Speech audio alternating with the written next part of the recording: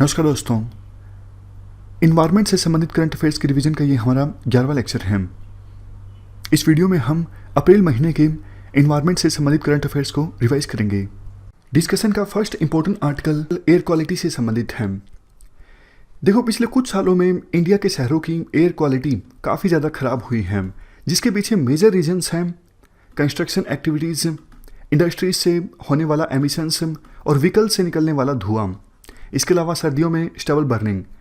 लेकिन अभी तो पूरे देश में लॉकडाउन है, तो ये सारी ही एक्टिविटीज़ बंद हैं, जिसकी वजह से एयर क्वालिटी ना सिर्फ दिल्ली की बल्कि बाकी शहरों की भी काफ़ी ज़्यादा इम्प्रूव हुई है। दिल्ली में जो पोल्यूशन लेवल है पिछले 5 साल में अभी फ़िलहाल सबसे ज़्यादा कम है। और एयर क्वालिटी इंडेक्स देखो वेरियस सिटीज़ को इन कैटेगरीज में डालता है पोल्यूशन लेवल के हिसाब से। तो अभी फ़िलहाल 30 सिटीज़ ऐसी हैं जो गुड कैटेगरी में आ गई हैं, जहां पे पोल्यूशन का लेवल बहुत ज़्यादा कम हो गया है। जबकि ऑलमोस्ट 14 दिन पहले जब लॉकडाउन नहीं अनाउंस हुआ था तो सिर्फ 6 सिटीज़ इस कैटेगरी में थी। ये डेटा रिलीज़ किया गया है सेंट्रल पोल्यूशन कंट्रोल बोर्ड के द्वारा। हम सेंट्रल पोल्यूशन कंट्रोल बोर्ड के बारे में बेसिक जानकारी डिस्कस करें उससे पहले एयर क्वालिटी इंडेक्स के बारे में जान लेते हैं। एयर क्वालिटी इंडेक्स किसी जगह पे हमें एयर क्वालिटी के बारे में बताता है हमें एयर क्वालिटी इंडेक्स कि कोई सिटी या फिर कोई जगह कितनी ज़्यादा पोल्यूटेड है। अगर देखो इस इंडेक्स में जितनी ज़्यादा वैल्यू होती है मतलब एयर पोल्यूशन वहाँ पे ज़्यादा है, और वैल्यू कम होती है तो मतलब एयर पोल्यूशन वहाँ पर कम है।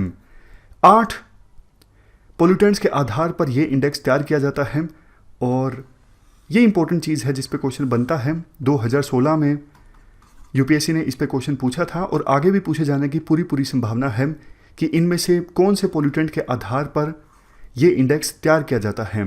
तो ये 8 पोल्यूटेंट हैं, इनको याद कर लीजिए। पीएम यानी पार्टिकुलेट मैटर 2.5 और particulate matter 10, sulphur dioxide, nitrogen dioxide, carbon monoxide, ozone, ammonia और लेड। रिसर्च स्टडीज़ देखो हमें ये भी बताती हैं कि गर्मियों में 35% जो पार्टिकुलेट मैटर 2.5 एटमॉस्फेयर में आता है वो कंस्ट्रक्शन एक्टिविटीज़ से आता है, 20% ट्रांसपोर्ट सेक्टर से और 20% इंडस्ट्रियल सेक्टर से।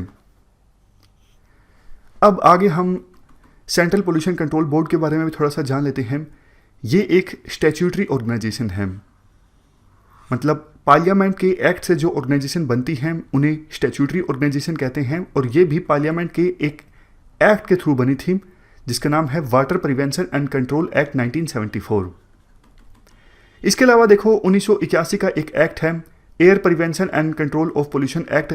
इस एक्ट में भी कुछ पावर्स और फंक्शंस दे दिए गए थे इस बोर्ड को, और बाद में जब 1986 में ये एक्ट आया था इन्वायरमेंटल प्रोटेक्शन एक्ट 1986, इस एक्ट में प्रोविजन किया गया था कि ये जो बोर्ड है ये टेक्निकल सर्विसेज प्रोवाइड करेगा ministry of environment and forest को। इसके अलावा देखो ये बोर्ड अलग अलग राज्यों के जो स्टेट पोल्यूशन कंट्रोल बोर्ड होते हैं उनको टेक्निकल असिस्टेंस देता है, गाइडेंस देता है, उनकी एक्टिविटीज़ के बीच कोऑर्डिनेशन इस्टेब्लिश करता है, और अगर डिस्प्यूट पैदा हो जाता है तो उसे रिजोल्व भी करता है। पोल्यूशन कंट्रोल के मामले में हमारे देश में ये जो बोर्ड है वो एक एपेक्स ऑर्गेनाइजेशन है, समझ गए, मतलब सबसे बड़ी ऑर्गेनाइजेशन है। चलते हैं आगे। Next article army warm attack के बारे में है। क्या कंटेस्ट है? डायरेक्टोरेट ऑफ एग्रीकल्चर ने असम के नॉर्थ ईस्टर्न धेमाजी डिस्ट्रिक्ट में आर्मी वॉर्म अटैक को रिपोर्ट किया है। काफ़ी चिंता की बात है क्योंकि देखो कोविड-19 की महामारी की वजह से ऑलरेडी किसान चिंतित हैं, ऊपर से ये फॉल आर्मी वॉर्म का अटैक, इससे किसानों की जो चिंता है वो और भी ज़्यादा बढ़ जाती है। आर्मी वॉर्म देखो काफ़ी सारी मौत की स्पीसीज़ का लार्वल स्टेज है, भूख इसकी काफ़ी ज़्यादा होती है। ऑलमोस्ट 80 प्लांट की स्पीसीज़ को नुकसान पहुंचाया जा सकता है इस आर्मी वॉर्म के द्वारा। ये ट्रांस बाउंड्री इंसेक्ट है, सिर्फ एक देश को प्रभावित नहीं करता, sub Saharan African, Middle East, South Asia region में ये जो कैटरपिलर है काफ़ी ज़्यादा नुकसान पहुंचाता है फसलों को। और इसे देखो पूरी तरह से एलिमिनेट तो नहीं किया जा सकता, लेकिन अगर किसान इंटीग्रेटेड पेस्ट मैनेजमेंट अपनाएं तो मैनेज यानी कंट्रोल जरूर किया जा सकता है। फूड एंड एग्रीकल्चर ऑर्गेनाइजेशन ने एक प्रोग्राम लॉन्च किया था, global action for fall armyworm control. मकसद ये था कि किसानों की जो फसल है उसे ख़राब होने से बचाया जाए और जो थ्रेट है आर्मी वॉर्म्स की वजह से उस थ्रेट को कम किया जाए, क्योंकि देखो ज़्यादा फसलों को नुकसान पहुंचाएगा ये कैटरपिलर, तो फूड सिक्योरिटी कॉम्प्रोमाइज़ होगी और बहुत सारे किसानों का जो लाइवलीहुड है वो भी प्रभावित होगा। चलते हैं आगे। नेक्स्ट आर्टिकल टाइगर्स से संबंधित है। क्या कंटेक्स्ट है? देखो, न्यूयॉर्क में एक चिड़ियाघर है जिसका नाम है ब्रोंक्स। ब्रोंक्स चिड़ियाघर में एक टाइगर था जिसका नाम था नाडिया। नाडिया की डेथ हो गई है कोविड-19 की वजह से। ऐसा कहा जा रहा है कि चिड़ियाघर में एनिमल्स की देखभाल करने वाला एक पर्सन जिसको कोविड-19 था बट सिम्टम्स नहीं दिख रहे थे, उससे ये जो नोवल कोरोना वायरस है वो ट्रांसमिट हुआ नाडिया में और नाडिया की डेथ हो गई कोविड-19 की वजह से। तो अब हमारे देश में national tiger conservation authority confusion की स्टेट में है कि टाइगर्स की टेस्टिंग हो कोविड-19 के लिए या फिर नहीं हो। देखो, चिड़ियाघर में अगर कोई टाइगर है उसकी तो टेस्टिंग हो सकती है, लेकिन जंगलों में जो टाइगर्स हैं उनकी टेस्टिंग तो आसान भी नहीं है, क्योंकि लोकेट करना आसान नहीं है टाइगर्स को। और अभी तो वैसे लॉकडाउन भी है, लॉकडाउन की वजह से फॉरेस्ट ऑफिशियल्स एक जगह पर इकट्ठे नहीं हो सकते। तो इसीलिए इस केस के सामने आने के बाद हमारे देश में जो सेंट्रल जू अथॉरिटी है उन्होंने देखो देश के विभिन्न चिड़ियाघरों को इन्फॉर्म कर दिया है कि आप एनिमल्स को 24 घंटे सातों दिन मॉनिटर कीजिए। खास करके कैट्स प्रजाति के जो जानवर हैं जैसे लियोपर्ड, टाइगर, ये सब, फेरेट्स, नेवले की प्रजाति के जो जानवर हैं, और सबसे लास्ट में प्रीमेट्स हैं जो बंदर जैसे जानवर हैं, इनको आप मॉनिटर कीजिए और देखिए क्या वो कोई एबनॉर्मल यानी असामान्य बिहेवियर शो कर रहे हैं। अगर कर रहे हैं तो उनकी टेस्टिंग की जाए। ये कुछ डेजिनेटेड टेस्टिंग सेंटर्स भी बताए हैं सेंट्रल जू अथॉरिटी ने, कहाँ पे टेस्ट किया जा सकता है एनिमल्स का। टेस्टिंग सेंटर्स तो वैसे आपको याद रखने की आवश्यकता नहीं है। स्टेट्स में जो वाइल्ड लाइफ वार्डन्स हैं उनको ये डायरेक्टिव दिया गया है। देखो, ह्यूमन बींग्स में कोविड-19 से इन्फेक्शन होने के बाद जिस प्रकार के सिम्टम्स देखने को मिलते हैं, जैसे सूखी खांसी आना, नाक बहना और छोटे छोटे सांस आना, सांस लेने में तकलीफ, इस प्रकार के अगर सिम्टम्स टाइगर्स में भी देखने को मिलते हैं तो तुरंत उनकी टेस्टिंग करवाई जाए। और टाइगर से जो लोग डील करें पहले ये सुनिश्चित कर लिया जाए वो कोविड-19 से सफ़र नहीं कर रहे हैं, मतलब उनका टेस्ट नेगेटिव आना ज़रूरी है, तभी उनको कहा जाए कि आप टाइगर्स की टेस्टिंग कीजिए या फिर टाइगर्स की देखभाल कीजिए। समझ गए? अब एक क्वेश्चन मैं आपसे पूछता हूँ, नेशनल टाइगर कंजर्वेशन अथॉरिटी का जिक्र आया, दो स्टेटमेंट्स आपके सामने रखता हूँ। पहली स्टेटमेंट, क्या ये एग्जीक्यूटिव बॉडी है जिसे सरकार के एक ऑर्डर के बाद इस्टेब्लिश किया गया था? दूसरी स्टेटमेंट, प्राइम मिनिस्टर चेयरमैन होते हैं नेशनल टाइगर कंजर्वेशन अथॉरिटी के। बताइए क्या आंसर है? इस क्वेश्चन का आंसर है डी, दोनों में से कोई भी स्टेटमेंट सही नहीं है। पहली स्टेटमेंट इसलिए गलत है क्योंकि ये स्टैट्यूटरी बॉडी है, इसे इस्टेब्लिश किया गया था वाइल्ड लाइफ प्रोटेक्शन एक्ट 1972 के अंतर्गत, इस एक्ट को अमेंड करके 2006 में। और दूसरी स्टेटमेंट इसलिए गलत है, minister for environment and forest chairman होते हैं इस अथॉरिटी के। इस अथॉरिटी का काम क्या है? काम है प्रोजेक्ट टाइगर जो 1973 में लॉन्च किया गया था, इस प्रोजेक्ट की सफल इंप्लीमेंटेशन ताकि टाइगर्स को हमारे देश में कंजर्व किया जा सके। तो क्वेश्चन की सहायता से हमने इस अथॉरिटी को रिवाइज किया। चलते हैं आगे। Article Dehing Patkai wildlife sanctuary से संबंधित है। क्या कंटेस्ट है? National board for wildlife ने यह रिकमेंड किया है देहिंग पतकई एलिफेंट रिजर्व जो कि असम में है, इस एलिफेंट रिजर्व के एक हिस्से में कोल माइनिंग हो सकती है, तो इसलिए कुछ लोग विरोध कर रहे हैं। पहले आप असम में लोकेशन देख लीजिए Dehing Patkai wildlife century की। यहाँ पर देखो, ये जो वाइल्ड लाइफ सेंचुरी है ये रिजर्व का ही पार्ट है। मैं फिर से बोलता हूँ, Dehing Patkai wildlife sanctuary Dehing Patkai elephant reserve का पार्ट है। इस वाइल्ड लाइफ सेंचुरी को जीपोर रेन फॉरेस्ट के नाम से भी जाना जाता है। ये असम के डिब्रूगढ़ और तिनसुकिया डिस्ट्रिक्ट्स में आती है। देहिंग एक्चुअल में एक रिवर का नाम है जो कि इस फॉरेस्ट के बीच से फ्लो करती है, और पतकई जो नाम है वो एक हिल का नाम है। हिल के बिल्कुल फुट पर ये सेंचुरी एग्जिस्ट करती है, इसी वजह से नाम जो है वो है देहिंग पतकई। अब इस वाइल्ड लाइफ सेंचुरी में जो फ्लोरा एंड फोना है उसकी हम बात कर लेते हैं। फोना की बात करें, Chinese pangolin, flying fox, wild pig, sambar, barking deer, gaur, serow, Malayan giant squirrel, squirrel मतलब गिलहरी। ये देखो एकमात्र सेंचुरी है इंडिया में जहाँ पे 7 अलग अलग तरह की वाइल्ड कैट्स की स्पीसीज हैं, जैसे tiger, leopard, clouded leopard, leopard cat, golden cat, jungle cat, marble cat. अगर यूपीएससी पूछ लेती है कि इंडिया की एकमात्र कौन सी ऐसी वाइल्ड लाइफ सेंचुरी है जहाँ पे वाइल्ड कैट्स की 7 अलग अलग स्पीसीज मिलती हैं, तो आंसर होगा Dehing Patkai wildlife sanctuary. Assamese macaque जो एक प्रकार से बंदर होता है, ये आयुष्मान की रेड लिस्ट में इंडेंजर्ड कैटेगरी में आता है, ये भी यहाँ पर मिलता है। फ्लोरा की बात करें, यहाँ पे डेसिडस रेन फॉरेस्ट मिलते हैं। डेसिडस मतलब वो पेड़ जो एक सीजन में अपने पत्ते गिरा देते हैं। इसके साथ साथ कुछ कुछ सेमी एवरग्रीन एंड लस ग्रीन फ्लोरा भी यहाँ पर मिलता है। National board for wild life की बात भी हम जल्दी से कर लेते हैं, जिसने रेकमेंड किया है यहाँ पर कोल माइनिंग का। इसको देखो गठित किया गया था 2003 में वाइल्ड लाइफ प्रोटेक्शन एक्ट 1972 के अंतर्गत। तो ये एक स्टैट्यूटरी बॉडी है। कौन से मिनिस्ट्री के अंदर आती है? Ministry of environment, forest and climate change. इस बोर्ड के जो चेयरमैन होते हैं वो प्रधानमंत्री होते हैं। ये बोर्ड रिकमेंडेशंस देता है सरकार को कैसे वाइल्ड लाइफ को कंजर्व किया जा सकता है। इस बोर्ड की देखो एक स्टैंडिंग कमेटी भी होती है जिसके चेयरमैन होते हैं minister of environment, forest and climate change. Protected areas जैसे कोई नेशनल पार्क है, वाइल्ड लाइफ सेंचुरी है, इनके अंदर या फिर 10 किलोमीटर बाहर तक भी प्रोजेक्ट्स को अप्रूवल देना हो तो national board for wild life के द्वारा ही दिया जाता है। यूपीएससी क्वेश्चन पूछ सकती है इस बोर्ड के चेयरमैन कौन है? प्रधानमंत्री। इस बोर्ड की जो स्टैंडिंग कमेटी है उनको, उस कमेटी को किसके द्वारा चेयर किया जाता है? आंसर होगा minister of environment, forest and climate change. चलते हैं आगे। अगला आर्टिकल फिर से अर्थ डे के बारे में है।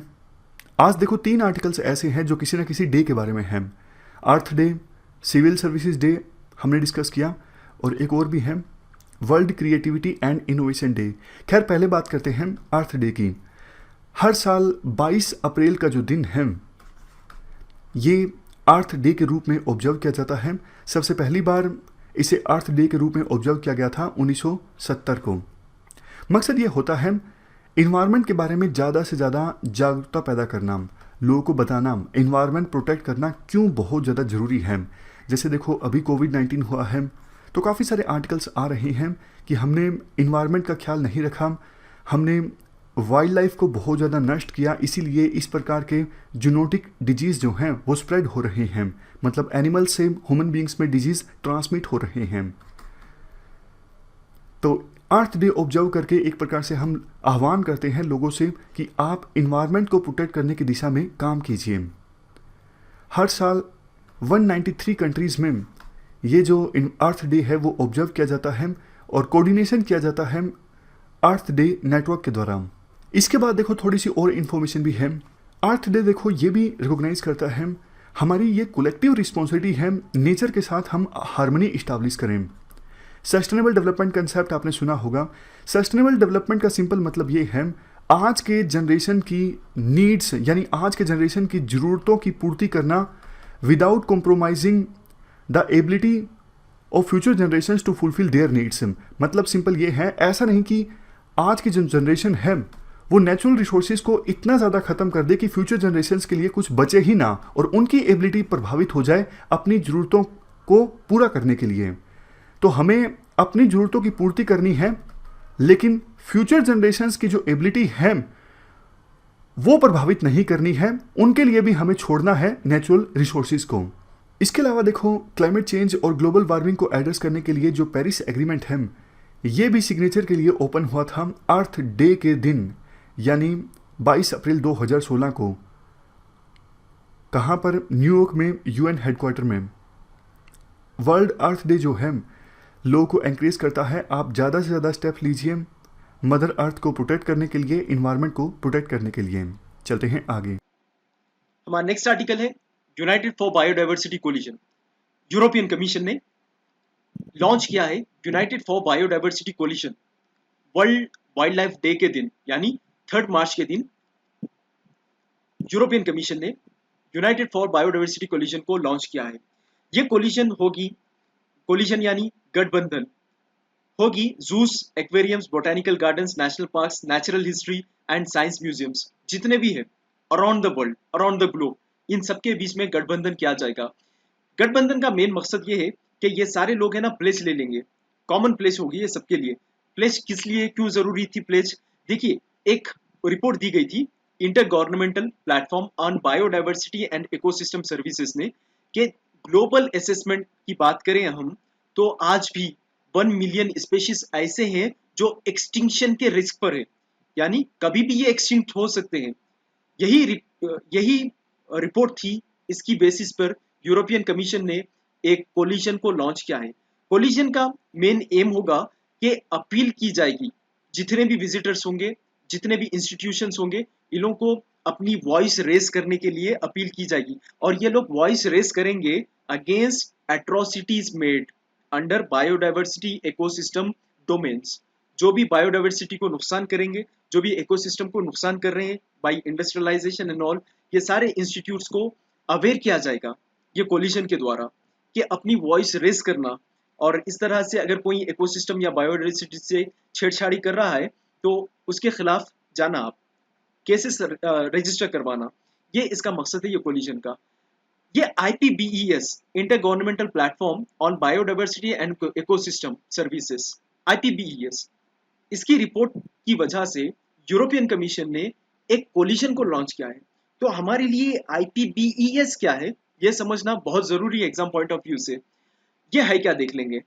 ये एक इंडिपेंडेंट इंटर गवर्नमेंटल बॉडी है जिसको इस्टेब्लिश करवाया गया था states to strength the science policy interface for biodiversity and ecosystem services ने।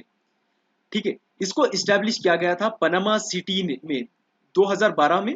पनामा सिटी में ये इस्टेब्लिश किया गया था 94 गवर्नमेंट्स के द्वारा। ओके, और एक चीज ये याद रखें आप, all state members of United Nations, जितने भी स्टेट्स हैं यूनाइटेड नेशंस की, ये सब एलिजिबल होते हैं IPBES की मेंबरशिप के लिए। और इसको United Nations for Biodiversity collision ये बनाया गया, ये लॉन्च किया गया है यूरोपियन कमीशन ने। इसका मतलब ये नहीं कि ये यूनाइटेड नेशंस की बॉडी है, ये यूनाइटेड नेशंस की बॉडी नहीं है। IPBES यूनाइटेड नेशंस की बॉडी नहीं है, though it was launched by European Commission, though it is the what United Nations was launched is United for Biodiversity Coalition. और इसमें यूनाइटेड नेशंस के बहुत सारे स्टेट्स हैं, पूरे स्टेट्स पार्टिसिपेट करेंगे मेंबरशिप के लिए और पूरे एलिजिबल होंगे मेंबरशिप के लिए। लेकिन ये यूनाइटेड नेशंस की बॉडी नहीं है। But United Nations environment programme provide करता है इनको सेक्रेटेरिएट सर्विसेज, किनको? IPBES को। IPBES का प्राइमरी फोकस होगा असेसमेंट करना बायोडाइवर्सिटी का, building capacity and knowledge provide करना बायोडाइवर्सिटी डोमेन के लिए, पॉलिसी सपोर्ट भी करना है बायोडाइवर्सिटी के लिए। हमारा नेक्स्ट आर्टिकल है wetlands. Protecting wetlands can help attain climate goals. ये आर्टिकल न्यूज में था। तो वेटलैंड्स को प्रोटेक्ट करना या वेटलैंड्स को, इसको प्रोनाउंस करते हैं वेटलैंड्स करके, वेटलैंड्स को प्रोटेक्ट करना या वेटलैंड्स को कंजर्व करना, ये हमारे लिए क्यों इंपॉर्टेंट है वो देखते हैं। चलिए, जो आप ये देख रहे हैं पिक्चर में, ये वेटलैंड्स की तस्वीर है। ये ऐसा नहीं है कि ये लैंड है और या मैं ग्लोब की एरियल व्यू पिक्चर बता रहा हूँ।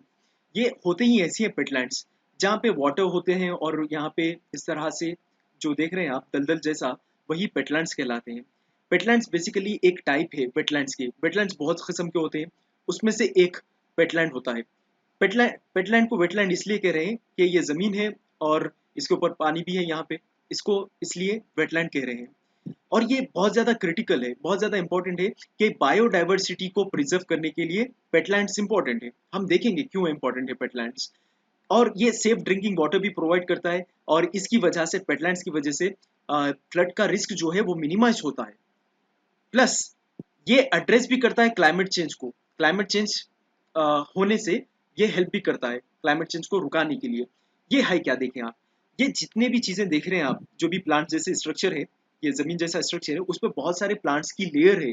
ये प्लांट्स डिकम्पोज होने के बाद एक एक लेयर क्रिएट कर लेते हैं वाटर बॉडी में, इसको ही वेटलैंड कहते हैं। और ये थाउजेंड्स ऑफ ईयर्स तक वैसे ही होते हैं, वही कंडीशन में होते हैं। और इनफैक्ट आप जब इसके ऊपर कदम रखोगे अपना, पैर रखोगे अपना, ऐसा लगेगा कि ये बहुत सॉफ्ट होगा और आप अंदर उतर जाओगे।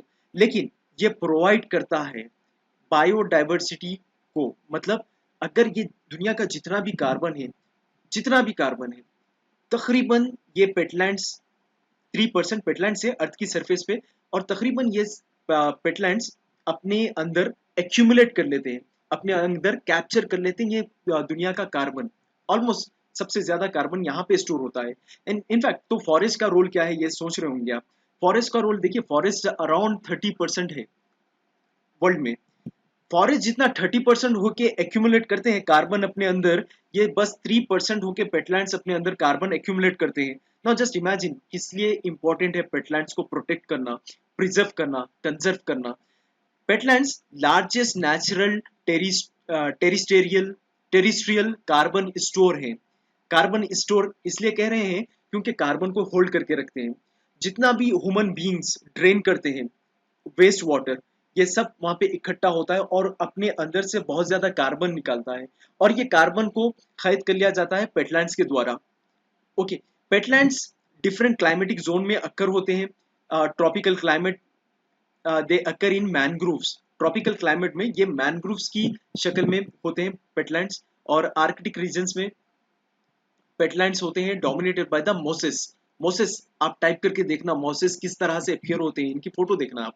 सम mangrove species are known to develop wetland soils under them. थोड़े मैंग्रोव्स ऐसे स्पीशीज है जो कि वेटलैंड्स को है ना डेवलप कर सकते हैं अपने सॉइल के अंदर। Plus Indonesia has 40% of all tropical wetlands. Tropical wetlands जितने भी हैं उससे उसमें 40% इंडोनेशिया में देखने को मिलते हैं। और इंडिया में वेटलैंड्स ऑक्युपाई रफली 320 to 1000 square kilometres area. Basically article में यही बात कही जा रही है कि अगर क्लाइमेट चेंज से लड़ना है या हेल्प करना है क्लाइमेट चेंज को रुकाने से, तो आपको वेटलैंड्स को प्रोटेक्ट करना बेहद जरूरी है, बेइंतहा जरूरी है। हमारा नेक्स्ट आर्टिकल है इको सेंसिटिव जोन्स को लेकर। Recently ministry of environment, forest and climate change, MOEF and CC कहते हैं हम इसको शॉर्ट फॉर्म में, ये एब्रिविएशन है, डिक्लेयर दैट, ये बताया कि नेशनल चंबल सैंक्चुरी जो कि मध्य प्रदेश में है, उसको इको सेंसिटिव जोन डिक्लेयर कर दिए हैं। इको सेंसिटिव जोन, सी इसको है ना स्पेशल इकोनॉमिक जोन से कंफ्यूज नहीं करना। इको सेंसिटिव जोन या इको सेंसिटिव एरिया कहते हैं। अब नेशनल चैम्बल सेंचुरी जो है मध्य प्रदेश का, उसको ministry of environment, forest and climate change ने इको सेंसिटिव एरिया या इको सेंसिटिव जोन डिक्लेयर कर दिया है।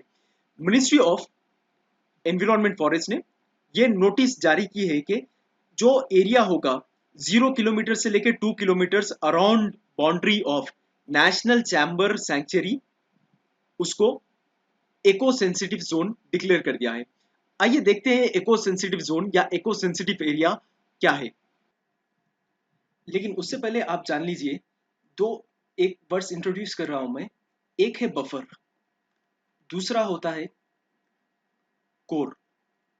तो क्या है देख लेंगे, फिर बाद में आएंगे हम इको सेंसिटिव जोन क्या होते हैं। देखिए, ये जो एरिया होता है वो कोर है, और इसके बाहर जो एरिया होता है वो होता है बफर। कोर एरिया वो एरिया है जहां पे, ये प्लेस पे कोर एरिया में एनिमल्स होते हैं। एनिमल्स जो कि एंडेंजर्ड एनिमल्स है या एक्सटिंक्ट होने के करीब करीब एनिमल्स है, ये एनिमल्स होते हैं, या बहुत सारे एनिमल्स होते हैं इनके अलावा भी। और बफर एरिया वो होता है जहाँ पे साइंटिफिक रिसर्च किया जाता है या कुछ इस्टेब्लिशमेंट्स हुए हैं ये एरिया होता है बफर एरिया। बेसिकली होता ये है, कोर एरियाज छोड़कर अगर एनिमल्स निकलते भी हैं तो बफर एरिया में आते हैं। और ये बफर होता है कि ये बफर और कोर का मतलब ये होता है कि मैन एनिमल कॉन्फ्लिक्ट को अवॉइड करना। मैन एनिमल कॉन्फ्लिक्ट, अगर ये बफर नहीं होगा तो डायरेक्टली एनिमल्स है ना बाहर निकल जाएंगे। बफर होने की वजह से एनिमल्स निकलते हुए देखते हुए ये लोग है ना एनिमल्स प्रोविजंस लेंगे, कुछ स्टेप्स लेंगे और एनिमल्स को वापस कोर एरिया में डाल देंगे। बेसिकली ये होता है। लेकिन वो जगहों पर जहाँ पे बफर जोन नहीं है, सिर्फ कोर एरिया है, वहां पे किस तरह के प्रोविजंस इंप्लीमेंट किए जाते हैं? वहां पर वो एरियाज को एनिमल मैन एनिमल कॉन्फ्लिक्ट को अवॉइड करने के लिए उनको ESZ डिक्लेयर किया जाता है, यानी इको सेंसिटिव जोन्स डिक्लेयर किया जाता है। ये इको सेंसिटिव जोन्स बफर जैसा, सूडो बफर जैसा, सूडो यानी फेक, सूडो बफर जैसा एक्ट करेंगे। ठीक है, देखिए, national wild life action plan 2002-2016 में एडवोकेट ये कर रहा है कि रीजन्स को प्रोटेक्टेड एरियाज डिक्लेयर किया जाएगा अगर आइसोलेशन ऑफ पैचेस को प्रिवेंट करना है। ठीक है, such zones would also form the important ecological corridors. ये जोन्स ये होंगे, ये जोन्स का रोल ये होगा कि इकोलॉजिकल कॉरिडोर्स यानी बफर जोन जैसा एक्ट किया जाएगा ये जोन्स के द्वारा। And should be regulated and to let the biodiversity survive in the long run. देखिए, आप अभी देखें एग्जाम्पल में, अगर ये बफर जोन नहीं होगा तो एनिमल्स निकल जाएंगे कोर एरिया से, मैन एनिमल कॉन्फ्लिक्ट होगी। अगर ये इकोलॉजिकल कॉरिडोर्स इस्टेब्लिश किया जाता है तो बायोडाइवर्सिटी को प्रोटेक्ट किया जा सकता है और ये बायोडाइवर्सिटी लॉन्ग रन में सर्वाइव की जाती है ना। व्हेन आई से बायोडाइवर्सिटी दो भी होंगे, फ्लोरा भी होगा और फौना भी होगा। इन लोग को, फ्लोरा एंड फौना को प्रोटेक्ट करने के लिए ESZ डिक्लेयर किया जाता है। ESZ को डिक्लेयर किया जाता है एक नोटिफिकेशन के द्वारा, जो कि आता है in provisions of Environment Protection Act 1986 के अंतर्गत। ये रूल्स बनाती है इसमें कि कौन से एरियाज को protected eco sensitive zones declare किया जाए एक्सेट्रा। अभी आर्टिकल में ये है कि नेशनल चंबल सेंचुरी को ESZ डिक्लेयर किया जाएगा। ठीक है, नेशनल चंबल सेंचुरी, इसको और भी नेशनल चंबल घरियल सेंचुरी के नाम से भी जाना जाता है। इसको नेशनल सेंचुरी डिक्लेयर किया गया था 1979 में। और ये तकरीबन 3 स्टेट्स के अराउंड आती है, जैसा कि मध्य प्रदेश, उत्तर प्रदेश, राजस्थान। ये 3 प्लेसेस में, ये 3 स्टेट्स में नेशनल चंबल सैंक्चुरी स्ट्रेच्ड है, एक्सटेंडेड है। और ये एक होम भी है। नेचुरली लिविंग पॉपुलेशन यहाँ पे 75% ऑफ घरियल है। ये आप जो इमेज देख रहे हैं वो घरियल कहलाता है। ये sanctuary fresh water Gangetic dolphins भी है ये सैंक्चुरी के अंदर, और 9 species of fresh water turtles भी है। और इसके अलावा भी बहुत सारे तकरीबन 290 स्पेशीज है जो कि माइग्रेटरी बर्ड्स के हैं। National Chambal Sanctuary is the first and only tristate riverine protected area होगा। अब ये प्रोटेक्टेड एरिया डिक्लेयर करने के बाद में ये पहली ऐसी सैंक्चुरी बनेगी जो कि ट्राई स्टेट, अभी देखा है आपने कि ये सैंक्चुरी मध्य प्रदेश, उत्तर प्रदेश और राजस्थान में देखी जाती है, इसलिए हम ट्राई स्टेट कह रहे हैं। Tri state riverine protected area कहलाई जाएगी इंडिया में for breeding population of gharial. ठीक है, ये घरियल क्या है? घरियल देखिए नेटिव एक्सटेंट है, मतलब रहने वाले हैं बांग्लादेश, इंडिया, नेपाल के। तकरीबन इन लोगों की पॉपुलेशन मिलती है बांग्लादेश, इंडिया और नेपाल में। और कंजर्वेशन स्टेटस इन लोगों का जो है शेड्यूल 1 में आता है of wild life protection act 1972 में। और इनको डिक्लेयर किया गया है critically endangered on IUCN red list. हमारा नेक्स्ट आर्टिकल है कार्टेजेना प्रोटोकॉल। हम पहले कार्टेजेना प्रोटोकॉल का बैकग्राउंड डिस्कस करते हैं। जैसा कि आपको पता ही होगा, अगर आप सिविल सर्विसेज के लिए प्रिपेयर कर रहे हो तो अर्ली सबमिट हुई थी। अर्ली सबमिट ये हुई थी 1992 में। और अर्ली सबमिट को बोला जाता है United Nations conference on environment and development. ये प्लेस किया गया था, ये कॉन्फ्रेंस हुई थी रियो दी जेनेरियो में, यानी ब्राजील में। ये कॉन्फ्रेंसेस में से एक बात निकल कर आई कि हम तीन स्पीयर्स को अलग अलग बांटेंगे और इसके अलग अलग मीटिंग्स होंगे, कन्वेंशंस होंगे। जैसा कि अगर मैं क्लाइमेट चेंज की बात करूं तो ये इसके लिए UNFCCC अडॉप्ट किया गया था। सस्टेनेबल डेवलपमेंट के लिए एजेंडा 21 हुआ था, एजेंडा 21। और बायोडाइवर्सिटी को प्रोटेक्ट करने के लिए, बायोडाइवर्सिटी के लिए CBD, कन्वेंशन ऑन बायोडाइवर्सिटी, ये अडॉप्ट किया गया था। और बायोडाइवर्सिटी, कन्वेंशन ऑन बायोडाइवर्सिटी का सप्लीमेंट्री और एक कन्वेंशन है और एक प्रोटोकॉल है, वो होता है कार्टेजेना प्रोटोकॉल। अब देखते हैं कार्टेजेना प्रोटोकॉल क्या है। कार्टेजेना प्रोटोकॉल को अडॉप्ट किया गया था 29 जनवरी 2000 में और ये इन्फोर्स किया गया था, जो फोर्स में आया था ये सितंबर 2003 में। बेसिकली ये बता रहा है कार्टेजेना प्रोटोकॉल, सिंपली ये है कार्टेजेना प्रोटोकॉल के लिविंग मॉडिफाइड ऑर्गेनिजम्स, बायोटेक्नोलॉजी के यूज से, मॉडर्न बायोटेक्नोलॉजी में जितने भी यूजेस हो रहे हैं आजकल, उसकी वजह से जितने भी लिविंग मॉडिफाइड ऑर्गेनिजम्स आएंगे ये बायोडाइवर्सिटी को हर्ट करेंगे। तो ये बायोडाइवर्सिटी को लिविंग मॉडिफाइड ऑर्गेनिज्म से यानी LMO से किस तरह से प्रोटेक्ट किया जा सकता है, यही है all about the Cartagena protocol. अगला article Koundinya wild life sanctuary के बारे में है। क्या कंटेक्स्ट है? हिंदू में देखो एक आर्टिकल पब्लिश हुआ था कि यहाँ पर एक हाथी नीचे खड्डे में गिर गया था और उस हाथी को रेस्क्यू किया गया। देखो सबसे बेसिक जानकारी ये है, ये कौंडिन्या वाइल्ड लाइफ सेंचुरी जो है ये आंध्र प्रदेश में है और यहाँ पर एशियन एलिफेंट्स की अच्छी खासी पॉपुलेशन है। अभी हाल ही में एशियन एलिफेंट को यहाँ पर रेस्क्यू किया गया, जैसा हमने डिस्कस किया। यहाँ पर tropical dry deciduous and thorn forest है। अगर इम्पोर्टेंट फ्लोरा की बात करें, यहाँ पर कौन से पेड़ पौधे इम्पोर्टेंट मिलते हैं? एल्बीजिया, अमारा, एकेशिया, लागास्ट्रोमिया, फिकस, बैम्बू और एक स्पीसीज जो रीजनरेशन है सैंतलम एल्बम का। एलिफेंट के अलावा देखो और भी काफ़ी सारे एनिमल्स इस सेंचुरी में मिलते हैं, जैसे sloth bear, panther, chital, chousingha, sambar, porcupine, wild boar, jungle cat, jackal, jungle fowl, star tortoise, slender loris.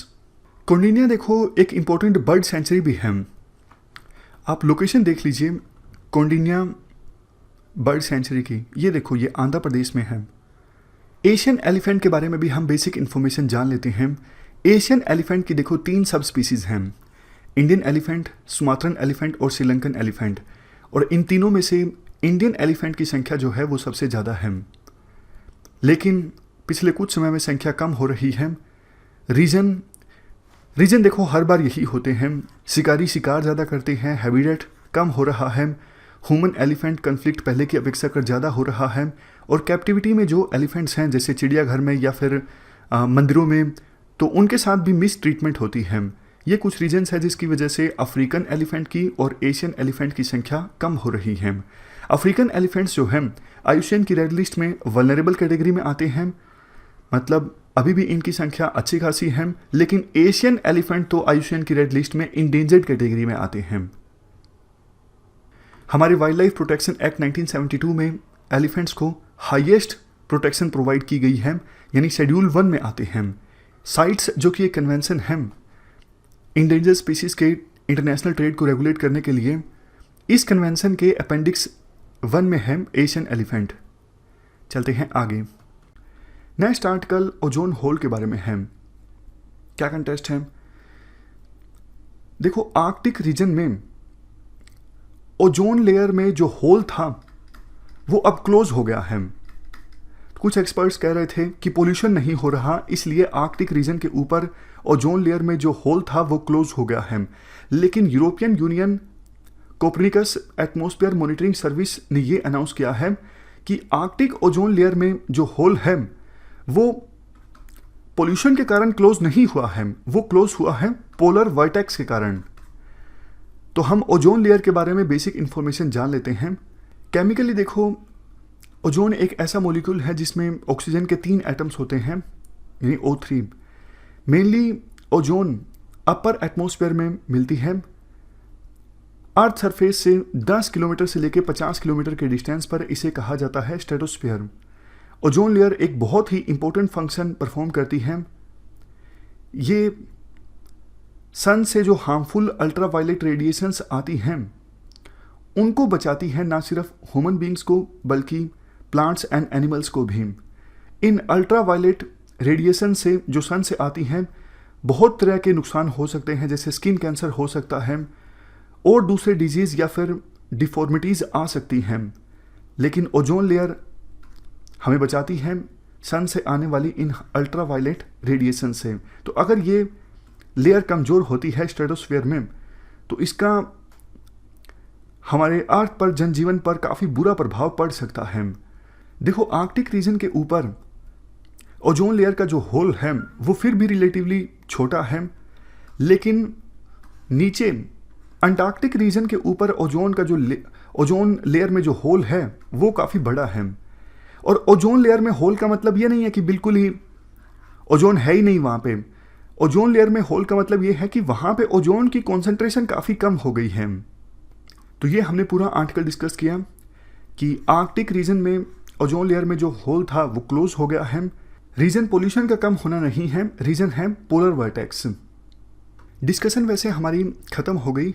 आज हमें इतने ही आर्टिकल्स डिस्कस करने थे, लेकिन वीडियो के अंत में ज्योग्राफी के जो सर हैं वो आपको पोलर वर्टेक्स के बारे में रिवाइज करवाएंगे। पोलर वर्टेक्स है क्या, कैसे बनता है, ये सब चीज़ें अब कुछ मिनट्स के लिए ज्योग्राफी के सर आपको रिवाइज करवाएंगे। पोलर वोर्टेक्स पढ़ने से पहले एक छोटी सी मैं आपको वीडियो दिखाना चाहूंगा कि पोलर वोर्टेक्स एक्चुअल में होता क्या है। तो यहां पर पोलर वोर्टेक्स का द हिंदू का एक अभी हाल फिलहाल में एक वीडियो आया था ये, जिसमें वो पोलर वोर्टेक्स समझाना चाह रहे थे। तो पोलर वोर्टेक्स मोर और लेस इतनी चिलिंग ठंडियां होती हैं, इतना ज्यादा ठंड पड़ता है, उसमें टेम्परेचर जो है नियर अबाउट -50 डिग्री सेल्सियस तक भी चला जाता है। तो वहां पे चीजें काफी, देखो यहां पर जैसे बर्फ की ढेर पड़ी हुई है, यहां पे पूरी रिवर ही जम गई है। तो इस बेसिस पर, और ये जो रोड्स क्लियर दिख रहे हैं वो रोड्स वगैरह ऐसे ही होते हैं जिनको पर डे साफ किया जाता है। आइस सरफेस ऐसे होते हैं, समुद्र के किनारे ऐसे हो जाते हैं, मतलब कि इतना ज्यादा चिलिंग इफेक्ट होता है। अब हम पढ़ते हैं आखिरकार पोलर वोर्टेक्स होते क्या है। नॉर्मली अभी तक हमने जेट स्ट्रीम्स पढ़ लिया है। तो जेट स्ट्रीम्स के अलावा ये जो अपर एटमॉस्फेरिक लेवल पर आप देख रहे हो ना, अपने पोलर रीजन पर आ जाओ। ये हम इस टाइम नॉर्थ पोल को बिल्कुल ऊपर से देख रहे हैं। तो यहां पर जो इस वाले रीजन में आप देख रहे हो ना, एक ऊपर हाइट पे जेट स्ट्रीम के जस्ट अंदर, मतलब जेट स्ट्रीम तो हमने पढ़ा था कि 65 डिग्री के लगभग लैटिट्यूड पर चलता है। 65 डिग्री लैटिट्यूड नॉर्थ साइड में, 65 डिग्री लैटिट्यूड साउथ साइड में लगभग हमारे कौन से जेट स्ट्रीम चलते हैं? हमारे जेट स्ट्रीम चलते हैं वहां पे लगभग उसका नाम है सब पोलर जेट स्ट्रीम, ठीक है। तो सब पोलर जेट स्ट्रीम के अलावा जैसे कि ये जो है ना सेंटर में चलेगा बिल्कुल। आप बोल सकते हो कि इसकी डिग्री जो भी होगी वो लगभग 70 से 90 तक होगी, या फिर और भी कम होती है। मतलब आप बोल लो 80 to 90 या फिर ऐसा 75 से लेके पूरा पोल तक। तो मतलब ये कॉन्सेंट्रेटेड है सीधे हमारे पोल के ऊपर साइड में, और ऊपर ही साइड में ये काफी चिलिंग इफेक्ट आता है। ये जो ठंडा है ये नॉर्थ और साउथ पोल्स दोनों में ही आता है, और ये कभी कभी ऐसा कुछ देखने में लगता है कि ये कोल्डेस्ट एरिया होता है हमारे यहाँ। जेट स्ट्रीम जैसा कि आप देख रहे हो नीचे की तरफ बह रहा है।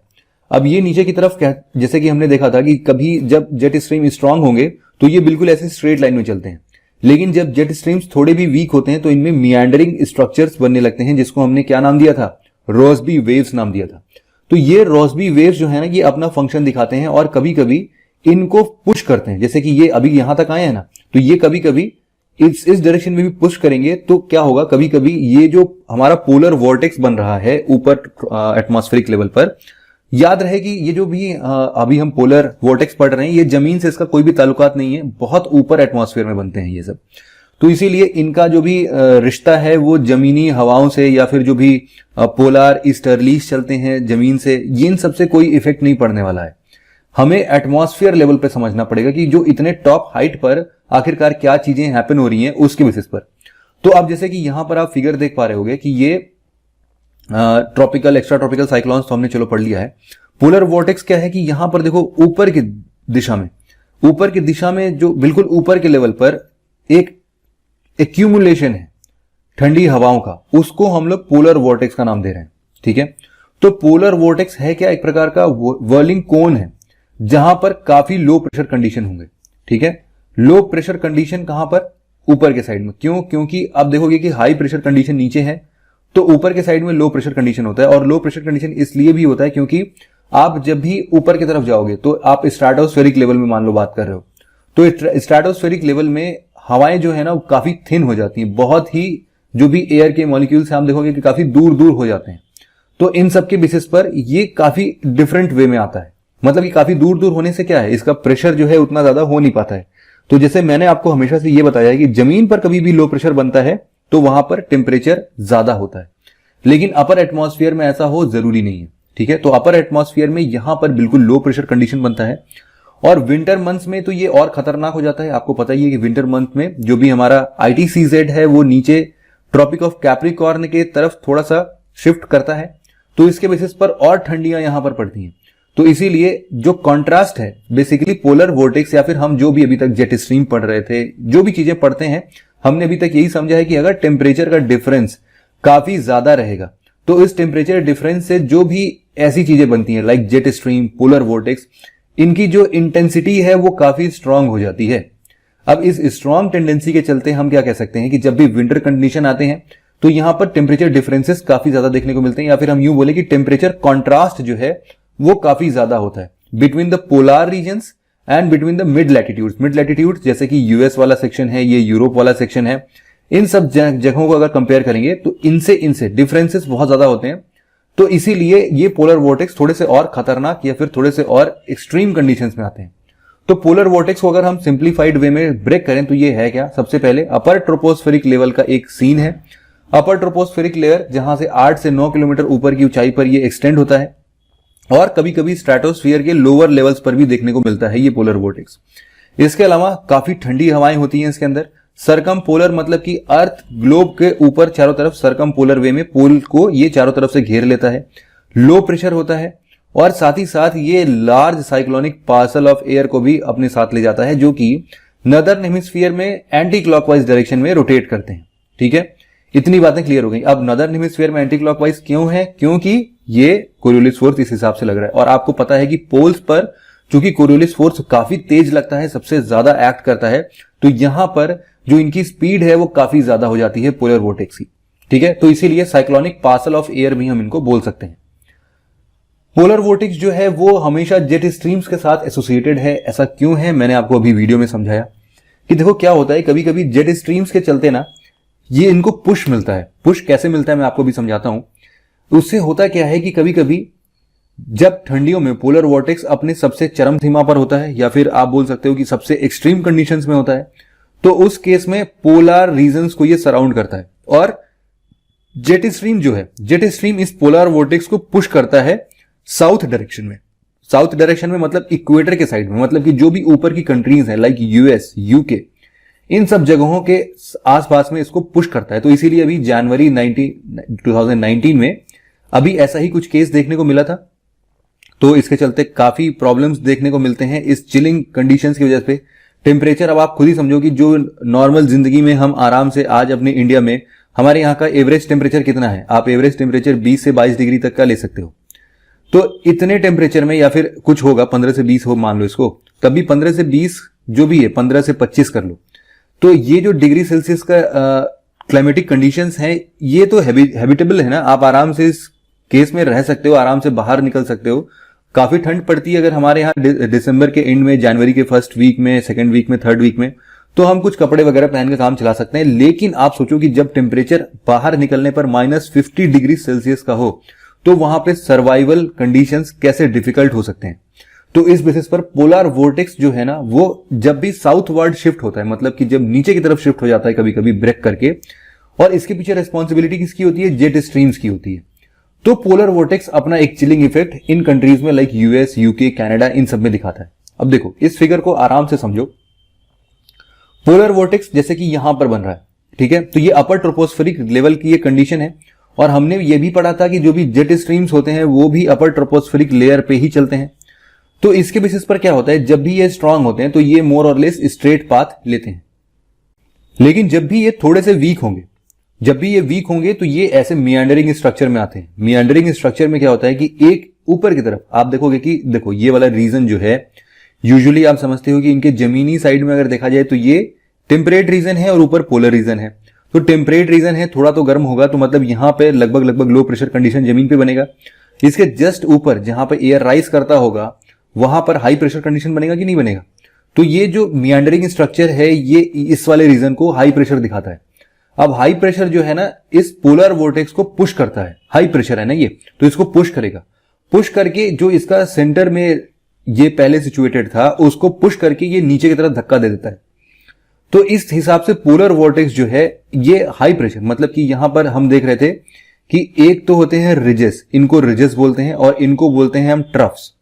तो जो रिजेस होते हैं, ridges are characterised with the high pressure condition. High pressure condition कहां पे? नीचे जमीन पर नहीं, ऊपर एटमॉस्फेयर पे, क्योंकि भाई पोलर वोर्टेक्स तो हमारा अपर ट्रोपोस्फियर लेवल पर है ना, तो इसके लिए तो हमें ऊपर के विंड सर्कुलेशंस को देखना पड़ेगा, कौन धक्का दे रहा है। जमीन पर क्या चल रहा है उससे हमें अभी भी कोई मतलब नहीं है।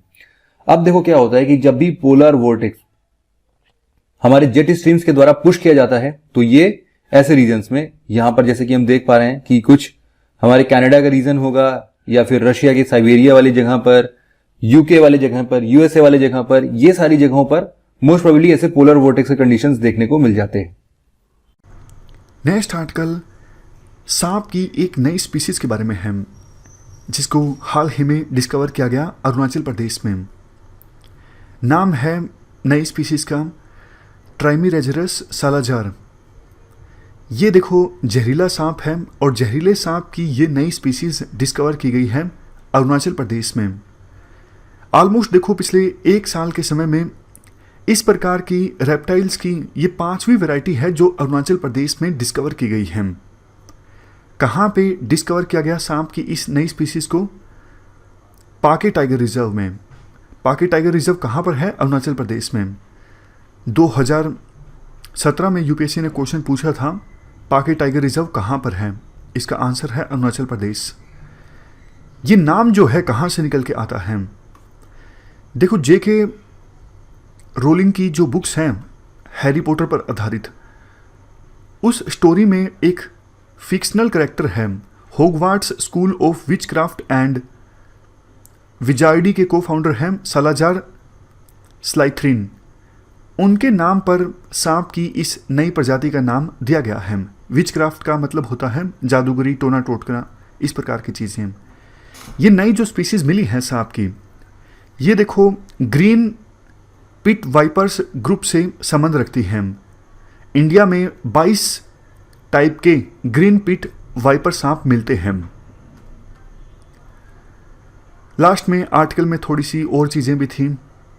एक 49 किलोमीटर का रोड पर पोस्ट है सीजोसा से लेके भालुकपोंग तक। इस रोड की वजह से नई स्पीसीज का जो हैबिटेट है वो खतरे में आ सकता है। सांपों को देखो बहुत दिक्कत होती है, सांपों की डेथ हो जाती है व्हीकुलर मूवमेंट की वजह से। रोड चौड़े होते हैं जब, या फिर डैम्स का कंस्ट्रक्शन होता है, हाइड्रो पावर प्लांट बनता है, इन सब एक्टिविटीज़ की वजह से सांप ज़्यादा मरते हैं, सांपों की संख्या कम होती है। चलते हैं आगे। तो इस डिस्कशन में फ़िलहाल इतना ही है। Thank you very much for discussion.